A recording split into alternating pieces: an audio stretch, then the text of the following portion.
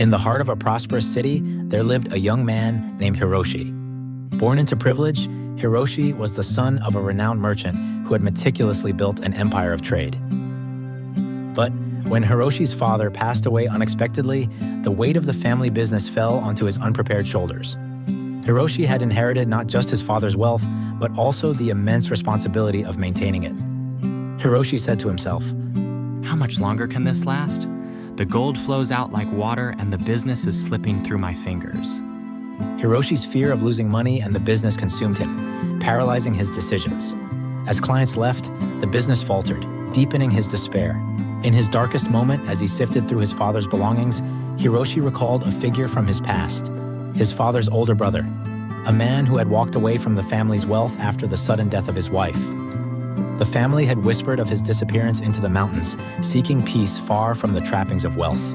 Desperate to save the family business, Hiroshi set out to find his uncle. Hiroshi's journey was long and arduous. He traveled through dense forests, crossed treacherous rivers, and climbed steep mountain paths, never certain if he would find what he was seeking. Finally, after many weeks, Hiroshi found a temple located deep in the mountains. There, in the quiet stillness, he found his uncle. Uncle, I have traveled so far to find you. The family business is crumbling, and I fear that I am losing everything you and father built. Please, I need your help. How did you find peace after all that you lost? And his uncle, pleasantly surprised, said, Hiroshi, my dear nephew, it's so good to see you after all these years. I can see you've traveled far to find me. Please rest first, and we'll talk over a cup of tea. After resting, Hiroshi felt refreshed and ready to meet his uncle, eager for the guidance he sought. They sat by the stream, and the master poured Hiroshi a cup of tea. When I lost my wife, I too was consumed by grief and fear. I left our wealth behind because I realized that clinging to it would only deepen my sorrow. Instead, I came here to learn the true nature of wealth and life's flow.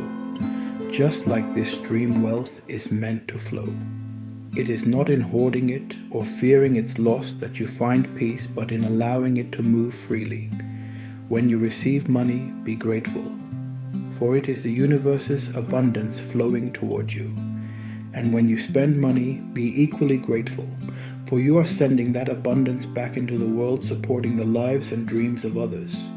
Hiroshi listens intently, and the tension on his face slowly began to ease as he absorbed his uncle's words. Your father understood this flow. He knew that wealth is not about how much you hold, but how you let it move through your life. The more you let go of your fear, the more freely the wealth will flow back to you.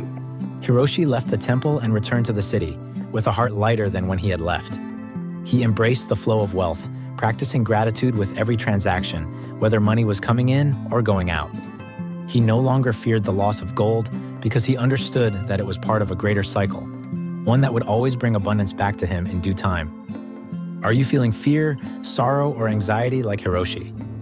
Then watch this short story, inspired by one of Rumi's poems, with a powerful lesson you can use right now, next.